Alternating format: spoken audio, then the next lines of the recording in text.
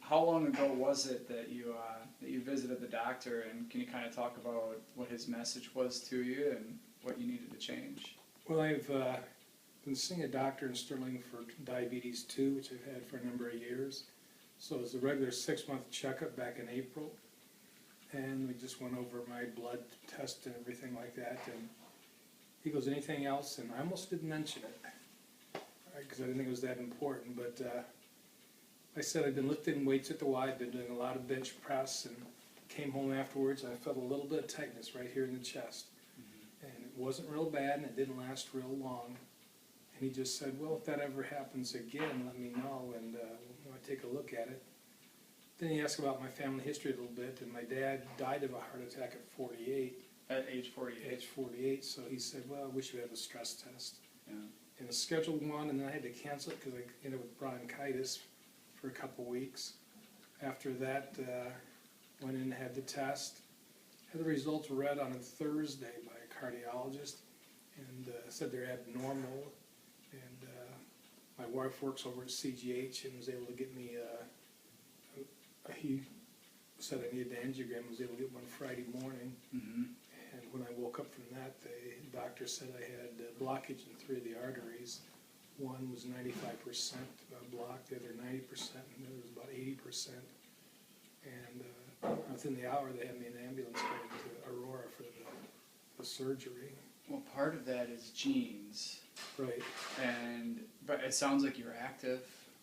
I've been active. I really hadn't had any symptoms. I thought, I wasn't eating the best, but I wasn't eating as bad as some. Yeah. The way you can describe your diet, probably. I picked things every now and I shouldn't have, but yeah. Overall we ate pretty well. My weight was up. I was approaching 280. It had been higher, but it had been lower too. And I didn't realize it at the time, and this is something I learned when all this was going on, that diabetes can mask heart problems. And I really didn't have any other symptoms that I knew of, like the nerve damage and tingling and some of the extremities and liver problems. So I thought I was managing it okay, and exercise was helping, and medicine was helping, but they said the seeds to that blockage was probably planted a long time ago. It had to be to get that blocked, and they say, the doctor said, it looks like you're a smoker. And I go, I'm not a smoker, I've never smoked, but both my parents did, and quite a bit. And he goes, that may have been a contributing factor at the time. Yeah.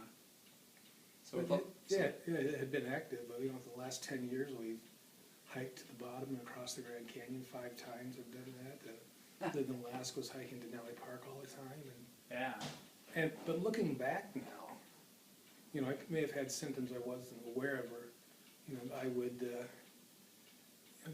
break into sweats every now and then, like cold sweats and things. I'd sometimes, after working out, be breathing harder than I thought I should have. But I'm thinking, well, I'm 60 years old, things are going to happen. I've had bronchitis, it's going to happen, but it was all heart related. So when you find out about the blockage, what was the recommendation from the doctor? Well, before they did the angiogram, they said 3 things could happen. 1, they really wouldn't find anything, it wouldn't be a problem. 2, they might put a balloon or stent in, or the 3rd option would have been the bypass surgery. And, it was, like I said, Friday morning they put me under, and when I came up, the doctor was there, and concerned, I think, because he later said, you're that far from having a severe heart attack. With 95% blockage. I forget the name of the artery, but it was the one they call the Widowmaker. And so... it's not just a clever name, right? No. I think it's performed its job in people. So I feel really fortunate that they found out that, blessed that I even mentioned it when I almost skipped over it, and because, by now maybe I've had that heart attack. Maybe it's been fatal. I don't know. So were you given the option of the triple bypass surgery, or? I don't remember it being an option. It was something that you need to do. I guess the option was do it or don't. And it was scary to hear that. Yeah. But also, they said there's no heart damage yet, which I was grateful for. And so I think that's helped in the recovery. Now, in the recovery process, I mean, you dropped about 35 pounds in Right. was that in like a month? It's been 6 weeks now since the surgery. Okay. What have you been doing? Well, you know, a lot of it was, I read your article this morning, you said about strong, and I think a lot of it was because I was weak. I couldn't do much, and I just kind of sat here and really didn't have any appetite for the first couple of weeks. Nothing sounded good, so I wasn't eating very much, and I probably lost 20 pounds in the first couple of weeks. But since then, almost every single day, I'm out walking 3 to 5 miles. Uh-huh. Maybe more than I should be, but I feel good doing it. I just started rehab about a week and a half ago over in Sterling, and the morning before I went, I got up and walked on the Lowell Park Trail for 5 miles and came back, and I went over there in the afternoon, and they go, we're gonna have you walk 6 minutes to see if you can do it. So Yeah. I think I was ahead of the game a little bit. But I was doing a lot of walking before then with the dog especially, and doing a lot of bike riding with the access to the Lowell Park Trail. Now, you mentioned that, your body responded well, that your body felt good while you were doing those things. Right. Do you find yourself listening more closely to your body than maybe you did in the past? Because you mentioned that some of those symptoms that you kind of dismissed them, that it could be just a product of being 60 or having bronchitis. Do you find yourself listening more closely to your body these days? Yeah, yes, I do, but my body, I think, is in better condition than it was before, so I feel good when I'm doing it, so I'm listening, yes, when I'm going, everything feels good, check, check, check, yes. Mm-hmm. The only thing was I was walking in rehab, they've got a little track inside their rehab center, and I must have been going too fast, because the nurse came and slowed me down. She goes, you had a little glitch on the readings that wasn't normal, so they slowed me down. There's nothing I felt. Mm-hmm.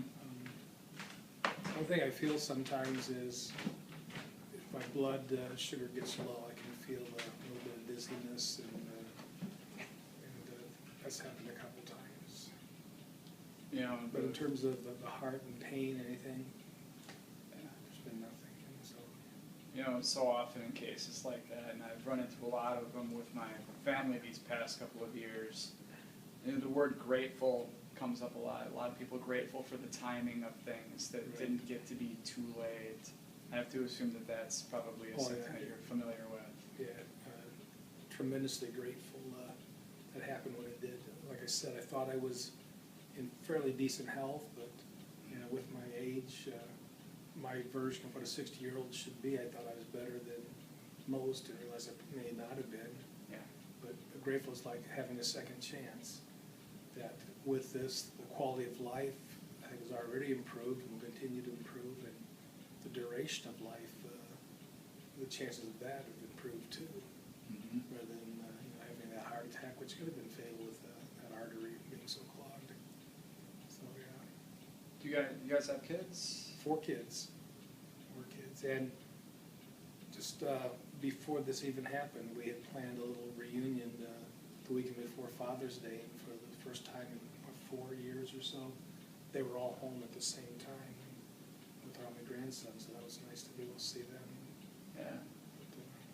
But, After the surgery, your conversations with them, what were some of the things that your children said to you that stuck with you? well, I don't know. Just that they're glad that I went. They're grateful for everything that happened. That I'm going to be around for a while. Oldest son's engaged. That I'll be able to. I think he mentioned dance at the wedding. I don't know if I'll do that, but I hope I'll be able to. Yeah. But it was not so much words, but just them being here, their presence, the interactions. Mm-hmm. They came when I was still very early in recovery, so I wasn't as active as I could have been. I spent a lot of time right here in the recliner with the leg up where they took the artery. Yeah. But it was nice to have them all back.